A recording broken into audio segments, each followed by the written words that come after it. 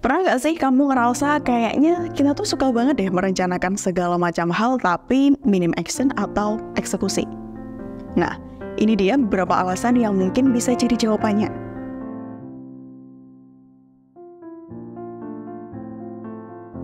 Pertama, mungkin aja kita terlalu semangat pas lagi planning.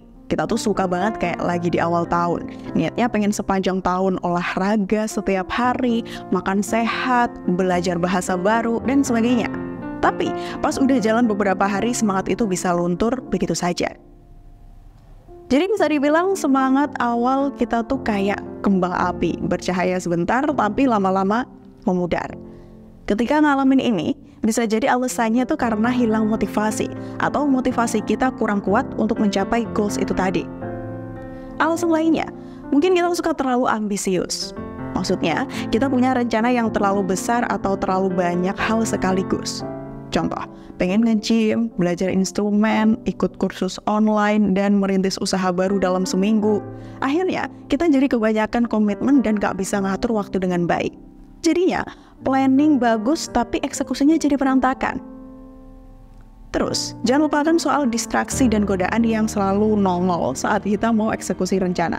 Misalnya, pagi pengen ngerjain tugas penting, tiba-tiba notifikasi dari media sosial datang dan bikin kita jadi tergoda buat scroll berjam-jam. Atau, mungkin pas lagi pengen makan sehat, ada tawaran diskon makanan cepat saji yang sayang banget untuk dilewatkan. Distraksi dan godaan ini bisa bikin rencana kita jadi hancur berantakan. Selain itu, terkadang kita juga suka ketemu masalah teknis atau hambatan yang nggak kita pikirkan atau yang nggak kita prediksikan sebelumnya. Misalnya aja, lagi pengen bangun pagi buat jogging tapi ternyata alarm nggak bunyi karena HP mati, baterai habis. Atau lagi pengen ngerjain proyek, tiba-tiba laptop kita ngadat dan nggak bisa digunakan. Nah, ini bisa bikin kita malas atau menunda-nunda eksekusi rencana. Nggak bisa dipungkiri juga, terkadang kita manusia tuh suka males-malesan. Apalagi kalau rencana yang kita buat tuh nggak ada tekanan yang mendesak. Contoh, rencananya sih pengen ngerjain tugas kuliah, tapi karena nggak ada deadline yang jelas, akhirnya kita jadi suka menunda-nunda dan berakhir lama-lama nggak dikerjain. Oke, disinilah pentingnya menjaga keseimbangan antara planning dan juga eksekusi. Pertama, kita perlu punya rencana yang realistis. Jangan sampai kita terlalu berambisi dengan rencana-rencana kita. Kalau kita udah ngebet banget pengen semua berjalan sempurna, maksimal, dan bersamaan, kadang kita jadi bikin rencana yang terlalu padat dan gak realistis. Akhirnya, waktu yang seharusnya cukup buat tiap-tiap langkah jadi keburu habis buat langkah pertama aja.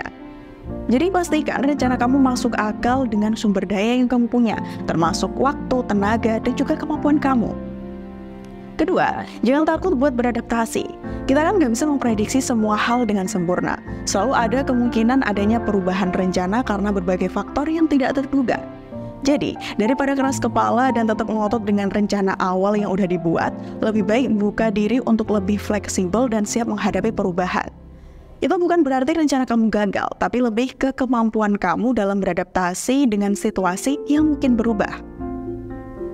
Lanjut, jangan ragu buat minta bantuan. Kita tuh manusia, bukan mesin super. Kalau ngerasa terlalu banyak tanggung jawab atau rencananya terlalu kompleks, jangan malu buat minta bantuan dari teman, keluarga, atau rekan kerja. Kadang dengan kerja sama, kita bisa menyelesaikan rencana dengan lebih efisien dan nantinya bisa berhasil. Selain itu, jangan sampai lupa untuk merencanakan waktu istirahat yang cukup. Kita nggak bisa terus-terusan bekerja dan menjalankan rencana tanpa henti. Kalau kita maksa diri terlalu keras, malah bisa-bisa nanti tubuh dan pikiran kita yang bayar harganya.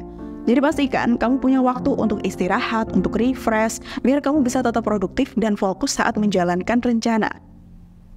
Dan yang terakhir, evaluasi. Evaluasi hasilnya setelah rencana terlaksana.